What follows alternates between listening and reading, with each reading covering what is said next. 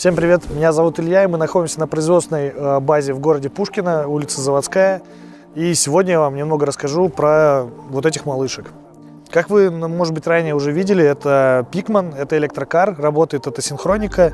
Батареи на данный момент здесь стоят свинцовые, 6 штук под днищу, 72 вольта, 100 ампер-часов. Вот. У нас поступало очень много вопросов, для чего тачка, что с ней делать, короче, куда ее там, чего. В общем, объясняю. Тачка предназначена для производства, для туризма или, например, для какого-то небольшого фермерства. Вот. Эти машины не предназначены для повседневных поездок по городу.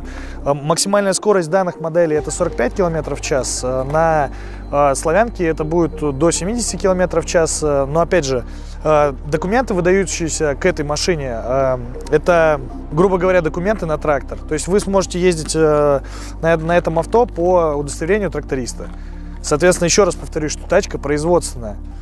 Грузоподъемность машины от 500 килограмм. Лично мы ее грузили полтонны, без проблем. По расстоянию запаса хода на штатных батареях при минус 20 она проезжает около полтинника. Соответственно, летом она будет проезжать и до 100 км в час. Машина поставляется в разных комплектациях, как пикап, так и с большим кузовом, удлиненная база. Также есть версии, которые вы могли ранее видеть там на канале проекта, пятиместная, с небольшим багажничком. Еще раз хотел бы внести ясность, автомобиль исключительно производственный. То есть не надо думать, что вы на нем сможете ездить по городу. Возможность езды по городу здесь, конечно, есть, но изначально это машина для закрытых пространств, для перевозки малогабаритных грузов. Или, допустим, туристов, если это отель. Стоимость машины по предзаказу отличается от того, что в наличии. В дальнейшем все машины, которые вы видите, будут поставляться на асинхронных моторах либо DA100, либо DA112S, соответственно, это технология Славянка.